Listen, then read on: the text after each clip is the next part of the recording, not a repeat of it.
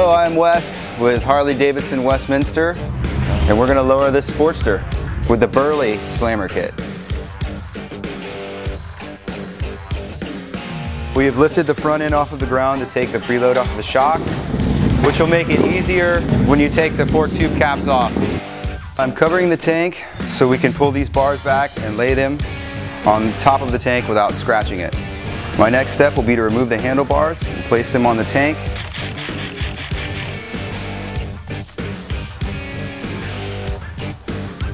So the next step will be to release the tension at the top triple clamps in order to make the reinstallation easier. Now I'm going to remove the fork caps. Wear safety goggles because there is spring tension in these things. The last thing you want is for them to hit you in the eye. So I'm going to remove the top spacer, and then I'm going to pull the spring out.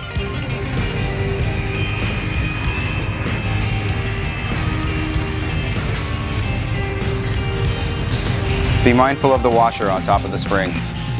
You also want to let the oil drain off of the spring.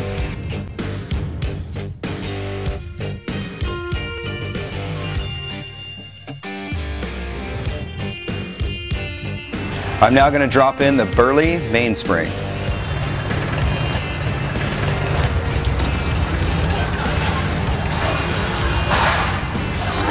Next, we're going to drop in the Burly secondary spring. Third, we have our washer and our spacer. Finally, we have our fork tube cap. Again, you want eye protection and stand away from the spring load.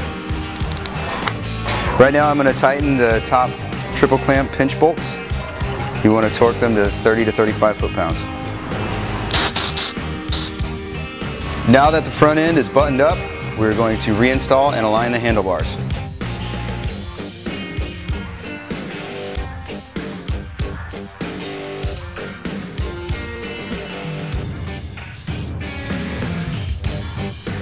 So I have a flat jack underneath the chassis to take the load off of the rear shocks.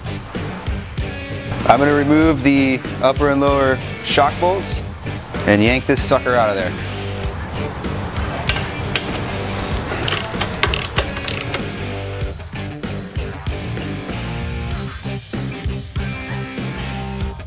Next, we're installing these spacers per factory instructions.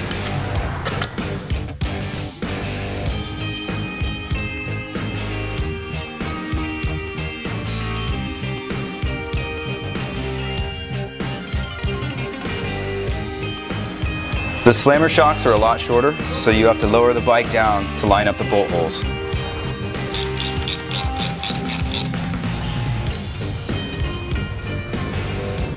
You want to always make sure and torque the bolts to factory spec.